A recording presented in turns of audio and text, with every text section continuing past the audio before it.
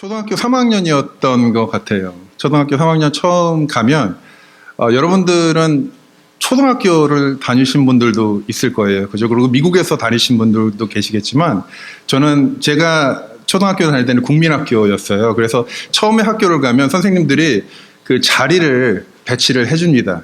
선생님들이 자리를 배치해 주셔서 앉았어요.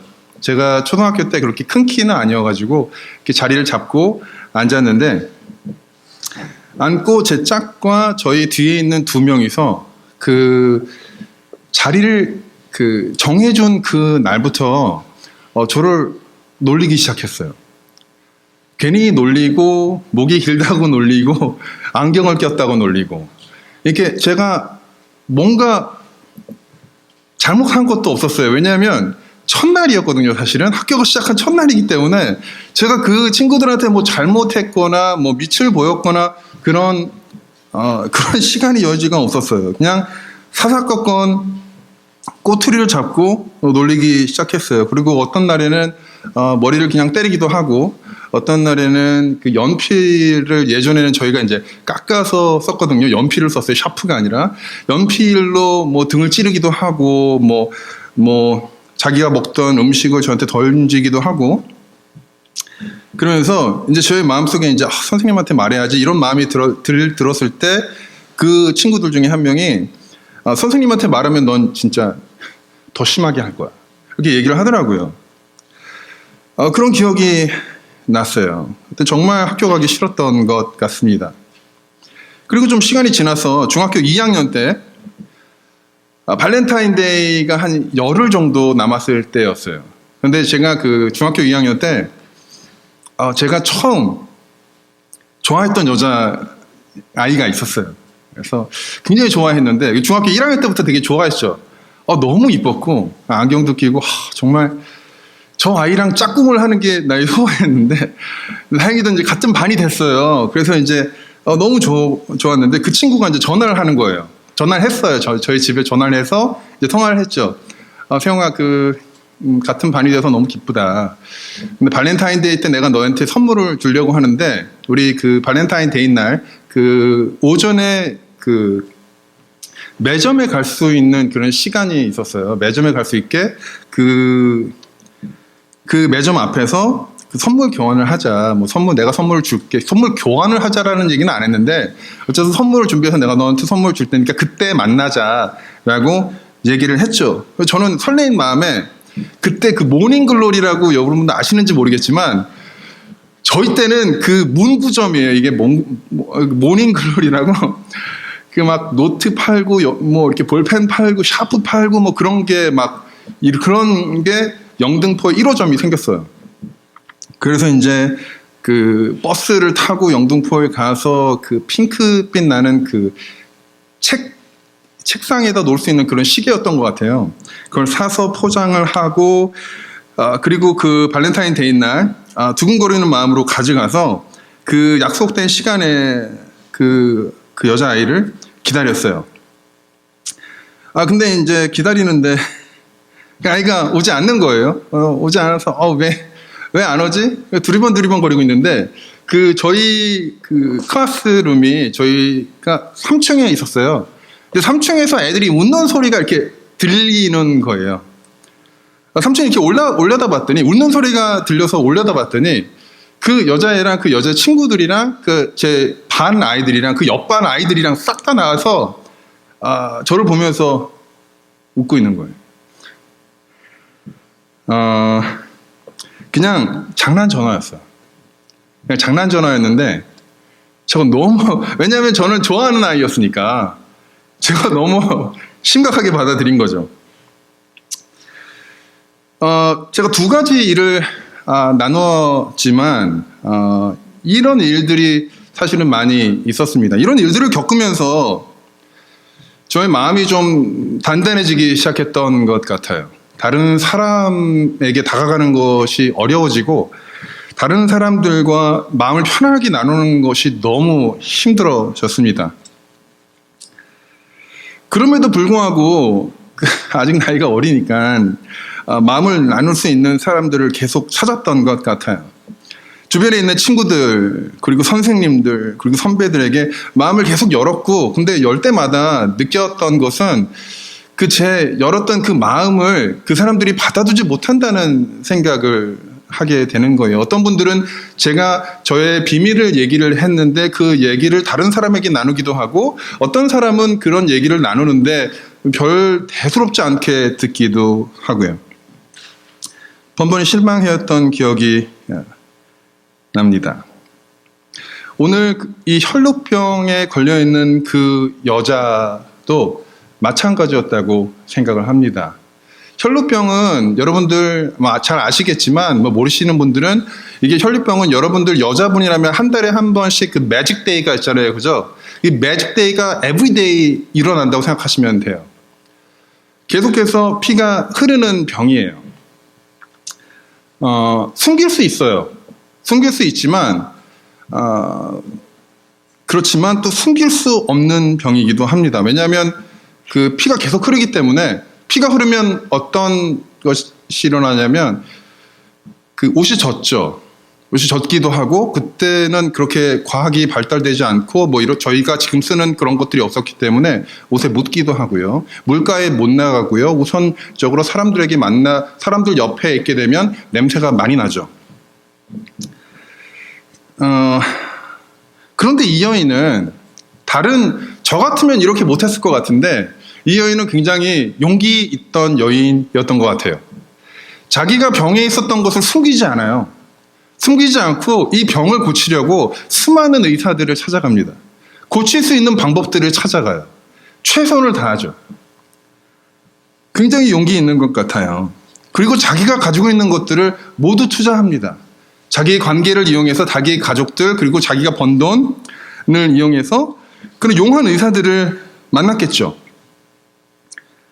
그런데 아쉽게도 해결하지 못했습니다. 이런 과정 속에서 이 여인은 자신의 은밀한 그런 부분을 계속해서 드러냈다고 생각합니다. 수치스러웠겠죠.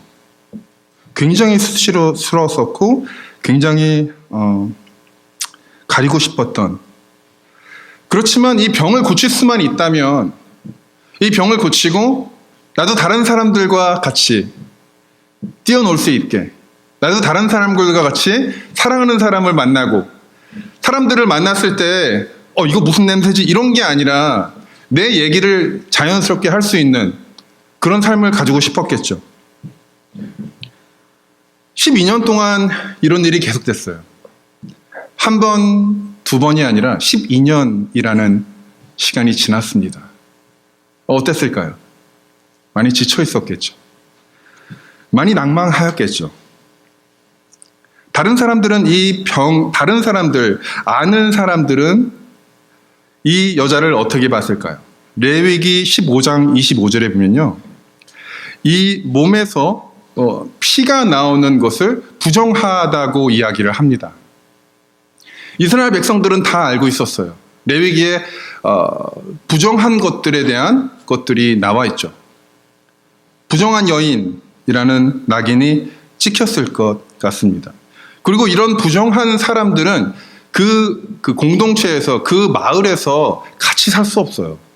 마을에서 격리를 시켰습니다. 사회적으로 격리되었고 다른 사람들과의 관계는 어땠을까요? 격리되었겠죠. 단절되었겠죠. 왕래하기 힘들어졌을 것입니다. 12년이라는 시간 동안. 여러분들 사랑하는 친구와 사랑하는 아내와 사랑하는 부모님과 싸워서 한 몇 시간 동안 그 관계가 깨져본 적이 있으세요? 아니면 며칠 동안 이야기해보지 않은 기억이 있으세요? 정말 미칠 것 같지 않나요? 그런 기억은 저밖에 없는 건가요? 너무 힘들더라고요. 사랑하는 친구와 사랑하는 아내와 싸워서 저도 아내와 많이 싸웁니다. 관계가 깨어졌을 때 정말 이런 게 지옥의 느낌이구나라는 생각이 들 정도로 너무 힘들더라고요. 그런데 이 혈루병이 걸린 여자분은 12년 동안 이런 삶이 계속됐어요. 정말 외로웠겠죠. 이런 과정 속에서 사람들에게 쌓인 불신과 상처는 정말 엄청났을 것 같습니다. 은밀한 부위를 보여주며 도움을 요청하였음에도 불구하고 비밀을 지켜달라고 부탁했음에도 불구하고 이들은 다른 사람들에게 이야기하였고 소문은 퍼져나가 모든 사람이 알게 되었겠죠. 여인이 아는 모든 사람들은 이 여인을 하나님의 저주받은 여인, 더러운 여인, 냄새나는 여인, 피하고 싶은, 그리고 피해야 하는 여인. 그리고 이때에는요, 하나님의 저주를 받은 사람들을 왜 그 마을에서 격리시켰냐 하면요, 그 사람들과 같이 만나고 밥을 먹고 같이 하면 하나님의 저주가 나한테도 임할 수 있다라는 생각을 가졌습니다. 그래서 꼭 피해야 하는 여인, 언제나 홀로 밥을 먹어야 했고 언제나 홀로 잠자리를 했어야 했으며 홀로 생활했어야 하는 이 여인.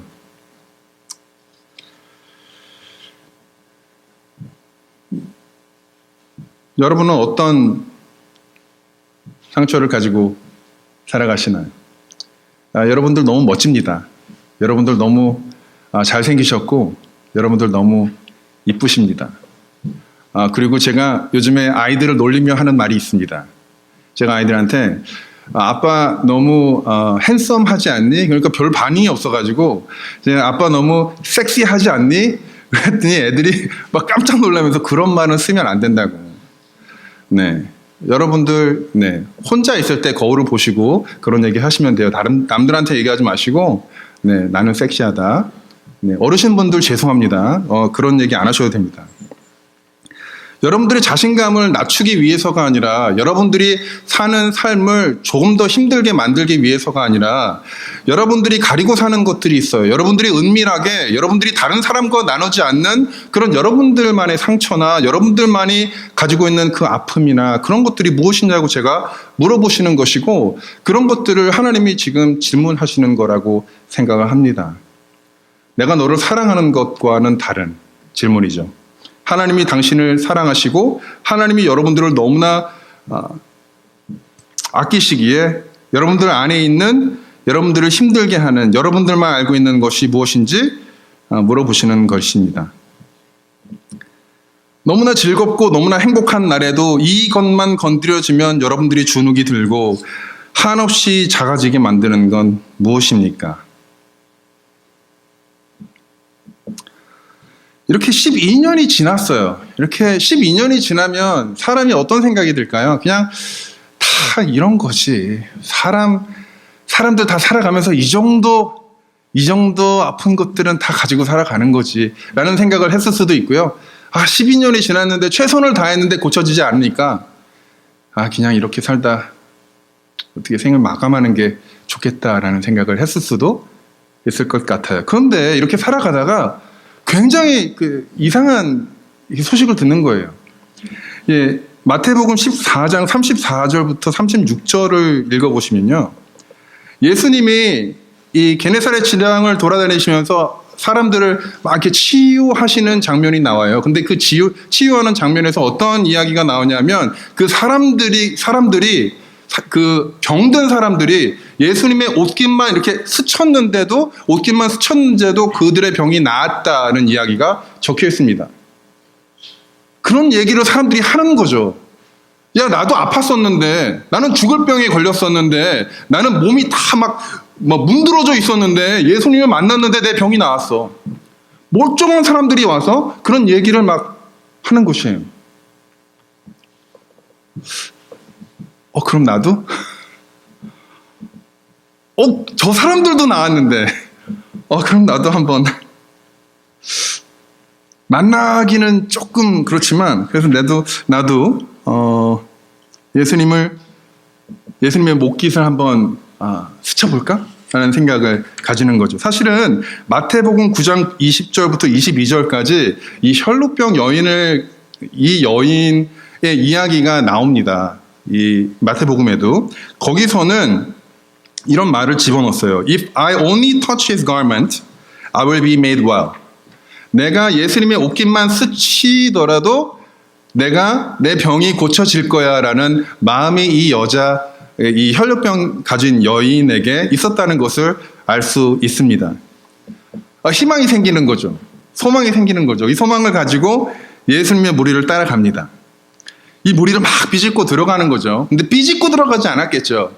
근데 옆으로 가면 이제 사람들이 조금 비켰겠죠. 냄새가 나고, 이 여자랑 가면 안 되는데, 부정탈 수 있고, 하나님의 그 저주가 나한테도 임할 수 있으니까, 계속 그런 얘기를 들었겠죠.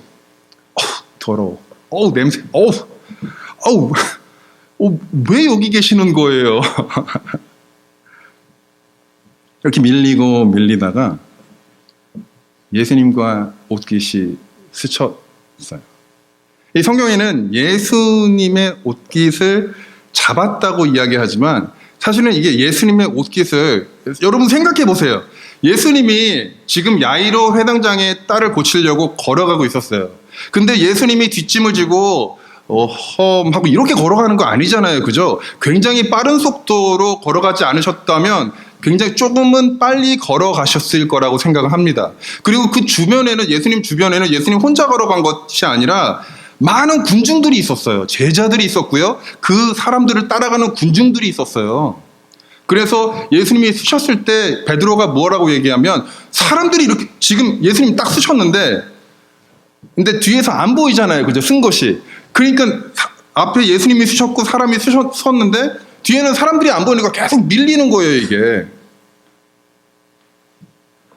그런 상황에서 이 여자가 예수님 옷깃을 정확하게 저기를 찝어야지? 이게 아니잖아요, 지금. 사람들이 막 우르르르 가고 있는데 그 상황 속에서 이렇게 삐짓고 이렇게 들어가다가 이제 스친 거예요. 잡지도 못 찾겠죠. 그런데 스치는 순간 갑자기 병이 나은 거죠. 이 여자만 알 수 있는 거예요. 그렇게 은밀한 병이었어요. 딱 스쳤는데 피가 딱 멈추는 거죠. 너무 기쁘지 않았을까요? 이거지.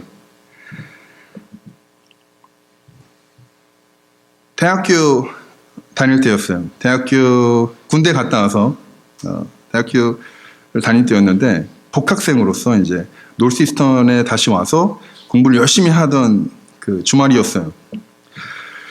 토요일 아침에 딱 일어났는데 전화가 한 통이 왔어요. 근데 어떤 남자가, 그때는 그 콜러 아이디나 이런 것들이 많이 없어가지고 그때는 이제 전화가 오면 누가 전화를 했는지 잘 모릅니다. 그땐 핸드폰도 없었었고 그렇지만 전화가 왔어요. 그래서 전화를 받았어요. 그래서 친구가 전화했겠지. 전화를 받았는데 어떤 남자가 막 엉엉 우는 거예요. 막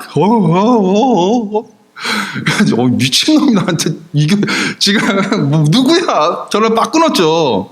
근데 전화를 끊었는데 바로 또 전화가 왔어요. 그래서 아니 이거 누구야? 전화 코드를 확 뽑아버렸어요. 코드를 뽑으면 이제 전화가 안 들어오겠죠. 그날이 지나고 이제 그 다음 날이 됐어요. 다음 날 이제 코드를 꽂았는데 또 전화가 왔어요. 전화가 왔는데 그때는 여기서 제가 설교 때 말할 수 없는 그런 말들을 제가 약간 하고 전화를 끊으려고 그러는데 갑자기 이분이 이제 이 남자가 세영아 미안해 라는 말이 들리는 거예요. 이렇게 얘기 안 했겠지. 근데 세영아 미안해. 그런데 이게 들렸어요. 도대체 이게 뭔 청천벽력 같은, 이거 도대체 누구야? 깜짝 놀라서 전화 끊고 그 다음에 제가 어머니한테 전화했어요. 집으로 전화를 했어요. 그래서 도대체 누가 나한테 전화해가지고 세영아 미안해 그랬는데, 이게 얼핏 듣기에는 아빠하고 아버지가 우는 거를 제가 들어보질 못해가지고, 그랬더니 어머니가 저한테, 아버지한테 갱년기랑 우울증이 함께 오셔가지고 틈만 나면 우신다는 거예요. 지금 그런 지 한 몇 주 됐는데 너한테 전화를 몇 번 하려고 그랬는데 전화를 이렇게 뺏었다가 어머니가 시장 가셨을 때 아버지가 전화를 하신 거예요. 너무 힘들었죠. 왜냐하면 아버지는 저한테 굉장히 큰 분이셨어요. 한 번도 제 앞에서 울어보지 않으시고 굉장히 담대하시고 언제나 강하시고 언제나 이렇게 저한테 이렇게 충고를 하시는 근데 아버지랑 대화했던 기억이 별로 없는 것 같아요. 언제나 충고하시고, 세영아, 네가 성공하려면 이렇게 살아야 돼. 너는 이렇게 살아야 돼. 착하게 살아야 돼. 남한테 베푸게 살아야 돼. 이렇게 저한테 가르쳐 주셨던 분인데 막 갑자기 울면서 전화하시니까 너무 힘들었죠. 모든 게 다 무너진 것 같더라고요. 그래서 다짜고짜 그 늘푸른 교회가 있었다는 걸 알고 있었어요. 교회 다니지 않을 때였으니까 늘푸른 교회 다짜고짜 나왔어요. 티를 타고. 그래서 예배 끝난 다음에 홍원철 목사님한테, 홍원철 목사님 여기 와서 설교 몇 번 하셨죠.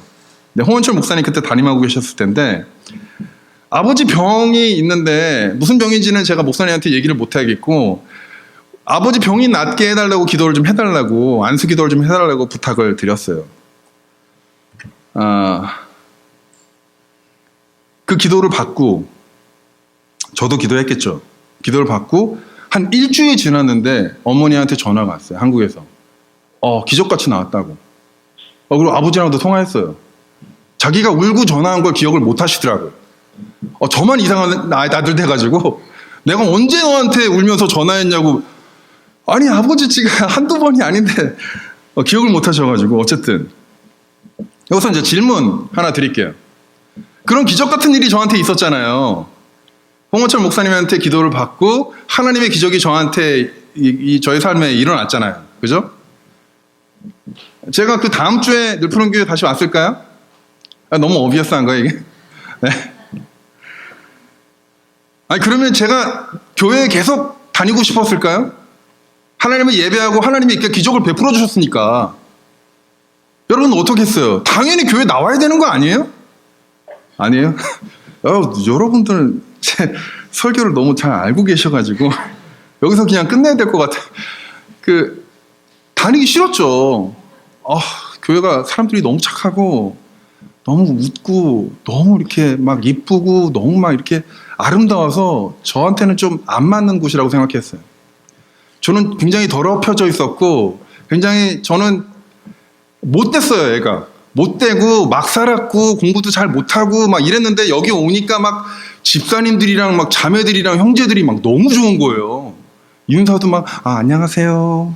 잘 지내셨어요? 이런 말투는 내가 세상에 살면서 들어본 적이 없는데 너무 간지럽고 막 밥을 먹는데도 밥도 못 먹게 막 질문해 주시고 도대체 왜 똑같은 질문을 이렇게 하시는 건지 학교 어디 다니냐 학교 놀스히턴 다닌다고 지금 20번 얘기했는데 돌아다니면서 한 명씩 다 물어보시니까 저는 점심 먹는데 한 40분이 걸렸어요. 이런 데는 내가 올 때가 아니구나. 정말 오기 싫었어요. 이 여인의 마음도 좀 그러지 않았을까. 병이 고쳐진 건 감사하죠. 예수님 정말 병을 고쳐주셔서 너무 감사한데 제가 그래서 사람들 다 지나가고 예수님 좀 할 일이 있으신 것 같으니까 할 일 하시고 나서 제가 조용히 예수님 찾아가서 감사하다고 제 마음을 전해야겠다라는 마음이 있지 않았을까 라는 생각을 해보았습니다. 나 같은 여인이, 나같이 더럽고 나같이 저주받았던 여인이 감히 예수님과 만나서 대면해서 얘기하고 이런 것이 이 여인도 마음에도 가당치 않다고 생각하지 않았을까 생각해 보았습니다. 그런데 예수님이 멈춰 서시는 거예요. 이제 이 여인은 뒤로 살금살금, 사람들이 움직이니까 이 여인은 그냥 가만히 있어도 뒤로 빠지는 거잖아요. 그죠? 사람들이, 군중들이 막 앞으로 가고 있으니까 살금살금 뒤로 가고 있는데 갑자기 빡! 쓰시는 거예요. 예수님이 서가지고 사람들이 쓰는 거예요. 이게 지금 사람들이 앞으로 가서 여인이 뒤로 빠져서 집에 가야 되는데 지금 그런 일이 일어나지 않고 군중들 사이에 지금 껴있는 거예요. 그런 일이 일어나자마자 얼마 되지 않아서 예수님이 쓰셨겠죠. 여인이 예수님이 볼 수 있는 거리였겠죠.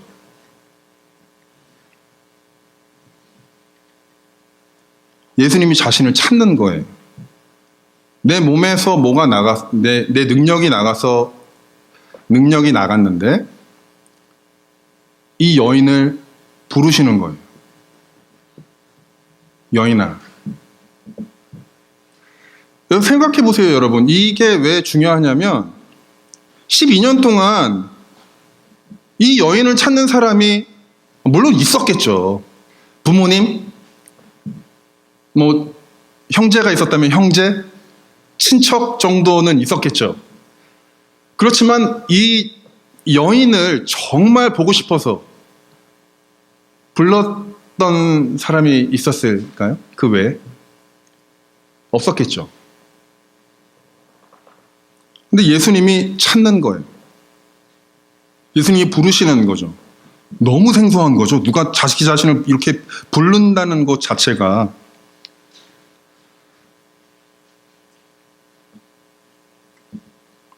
이 상황이 또 어떤 상황이었냐면 예수님이 굳이 쓰지 않으셔도 괜찮으시는 상황이에요.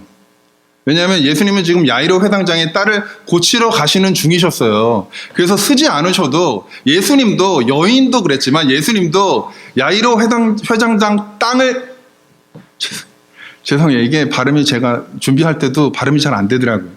야이로 회당장 딸을 고치시고 나서 돌아오셔서 여인을 만나도 사실은 괜찮잖아요. 그게 사실은 더 말이 되잖아요. 왜냐하면 지금 이 딸이 죽게 생겼는데, 회당장 딸이 죽게 생겼는데 먼저 가서 고치는 게 맞죠. 근데 서시는 거예요. 그러니까 베드로랑 주변 사람들이 뭐라 그러죠?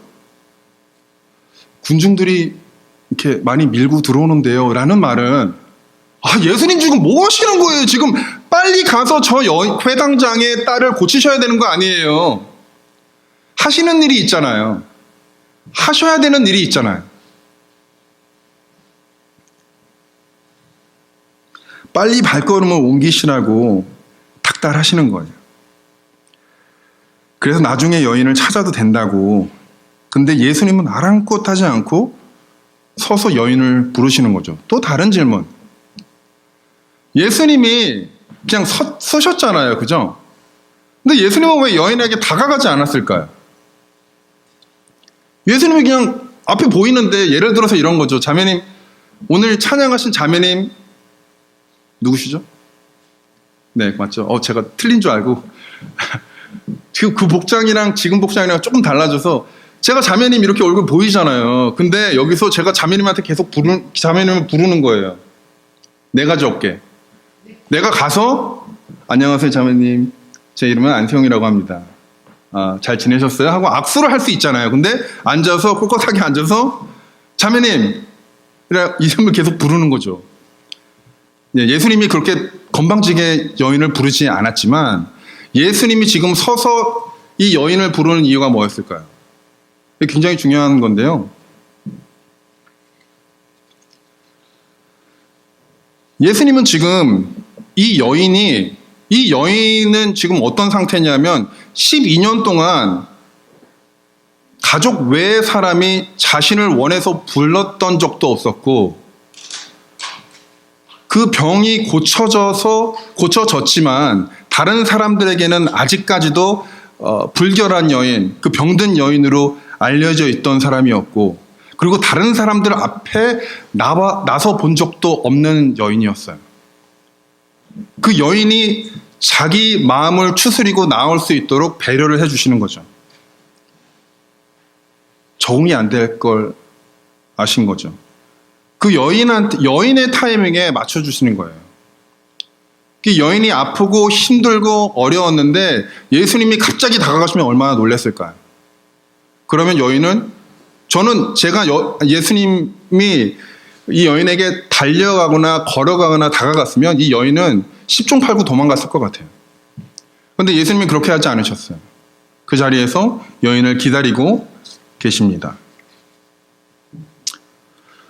여인이 예수님 쪽으로 한 발짝, 두 발짝 옮기기 시작했죠. 이 여인이 어디를 바라보고 걸었다는 얘기가 성경에 나와 있지 않습니다. 그렇지만 제 생각에는, 이건 제 생각이에요. 성경에 나와 있지 않지만 저는 이 여자가 땅을 보고 걸었을 것 같아요. 왜냐하면 12년 동안 다른 사람의 눈과 다른 눈을 맞추는 것이 힘들었던 여자분이기 때문에 이 군중들을 지나갈 때 저는 그 사람들의 눈을 보기 싫어서라도 저는 눈을 눈을 이렇게 깔고 땅을 보면서 걸었다고 생각합니다. 떨렸겠죠. 무서웠겠죠.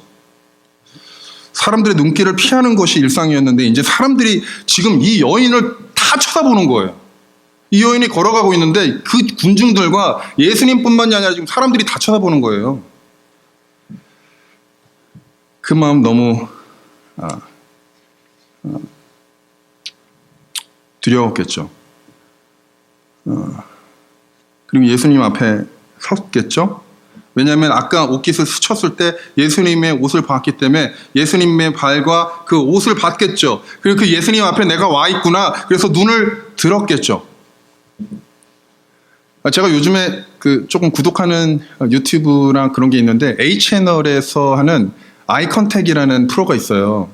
어떤 프로냐면 그 사연이 있는 두 사람이 한 사람이 다른 사람을 이제 부르는 거예요. 그래서 이제 그 사람의 눈을 보고 한 몇 분 동안 눈만 보고 있는 거예요. 그냥 조용히 아무 말도 하지 않고 그 다음에 이제 또 사연을 얘기하고 그러지만 눈만 보고 있는 거예요. 개인적으로 너무 힘들 것 같아요. 근데 거기 나와 있는 사람들이 눈을 바라보면서 울기도 하고요. 웃기도 하고요. 눈으로 이야기를 그 마음을 전하는 거죠. 예수님과 이 여인이 눈이 마주쳤을 때 예수님이 눈으로 그 마음을 전하지 않았을까라는 생각을 해보았습니다. 내가 너의 마음을 안다. 나도 지금 아빠를 떠나보니까 되게 많이 외롭더라. 나를 이해해주지 않는 이런 세상에 살아가는 게 너무 힘들더라. 내가 너의 마음을 안다. 예수님이 그 눈으로 그 마음을 전했을 때 그 여인이 그 마음을 받았겠죠. 느껴졌겠죠. 제 아내가 언제나 해주는 말이 있습니다. 제가 100일 되었을 때, 저희 아내랑 사귄 지 100일 되었을 때 제가 온갖 재산을 털어가지고 누베리에 있던 지금은 없어진 프렌치 레스토랑에 갔습니다. 그래서 자그마한 디쉬를, 제일 싼 디쉬를 2개를 시키고 저녁을 먹었어요. 그래서 이제 대화를 하고 이제 걸어서 나오는데 아내가, 제가 말을 많이 못했어요. 왜냐하면 떨리기도 했고 이게 너무 비싸가지고 이렇게 저는 이거 너무 비싼데 이거 어떡하지? 내일부터는 어떻게 살아가지? 그래서 나오는데 아내가 저한테 한 말이 아직도 기억이 나요. 오빠가 여러 말 하지 않았는데 오빠 눈을 보고 있는데 오빠의 사랑이 너무나 많이 느껴졌다는 거예요. 저는 그때 그 계산을 어떻게 할지 고민하고 있었는데 어쨌든 그리고 너무 눈물이 났대요. 마음속으로. 나를 오빠가 이렇게 많이 사랑해주고 있구나. 이 여인도 마찬가지였겠죠. 하염없이 울었겠죠. 이렇게 나의 마음을 이해하는 사람이 있구나. 나의 마음을 알고 아는 것뿐만이 아니라 나랑 같은 길을 걸어온 사람이 있구나. 나의 은밀했던 곳에 상처를 이렇게 열어봤는데 나의 상처랑 너무 비슷한 사람이 나를 위로해 주니까 너무 공감대가 생기는 거죠. 군중들이 있건 말건 이제부터는 군중들이 보이지 않는 거예요. 예수님만 보이는 거죠. 예수님께 자신의 힘들었던 삶을 열어서 이야기하는 것입니다. 얼마나 힘들었는지, 얼마나 외로웠는지, 얼마나 살기 어려웠는지, 그리고 자신이 병을 고쳐주셔서 감사하다고 얘기했겠죠. 성경에 물론 이 장면이 나와 있지 않지만 저는 예수님이 이 얘기를 듣고 말씀을 하신 다음에 싹 뒤돌아서 길을 가시지 않았다고 생각합니다.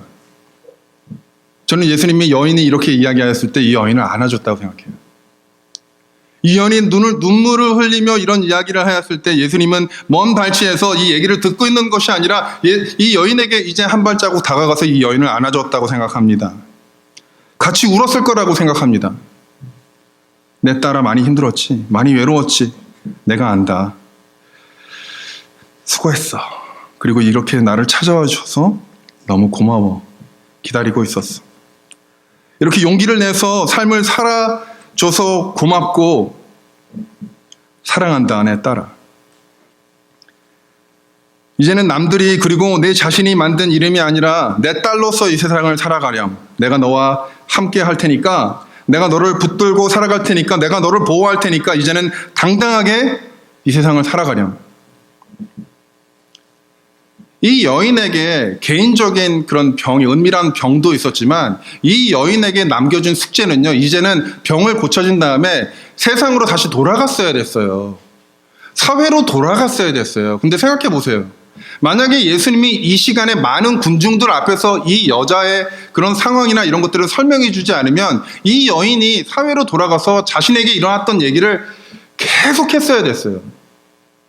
그리고 또 은밀한 부분을 또 보여줬어야 됐어요. 이런 것들을 예수님이 아시고 사람들에게 설명하지 않아도 될 수 있도록 개인적인 그런 상처나 아픔뿐만이 아니라 사회적인 지위를 회복시켜 주시는 것입니다. 더 이상 격리되어 살지 않아도 되는, 더 이상 혈루병 걸린 여인이 아닌 건강한 하나님의 딸로 이 세상을 살아갈 수 있도록 해 주시는 것입니다. 이로 인해서 12년 동안, 여러분 생각해 보세요. 12년 동안 이 여인이 얼마나 많은 한숨을 쉬었을까요? 한숨의 삶이었겠죠. 그런 한숨들이 이 한순간에 예수님의 만남을 통해서 이 여인의 기쁨이 되는 것이죠. 즐거움이 되는 것이죠. 하루하루를 살아가면서 한숨을 쉬며 소망 없이 그냥 그저 그렇게 남들이랑 비교하며 저 사람은 정말 행복하겠다, 나도 저렇게 살고 싶다라고 생각하며 살아가는 것이 아니라 이제 나 정말 행복해. 다른 사람과 비교하지 않고 내가 나이기에, 내가 하나님의 딸이기에 정말 행복한, 기쁨이 넘치는 그런 날 1일이죠. 이 시간에 같이 일어나서 같이 찬양을 부를 거예요.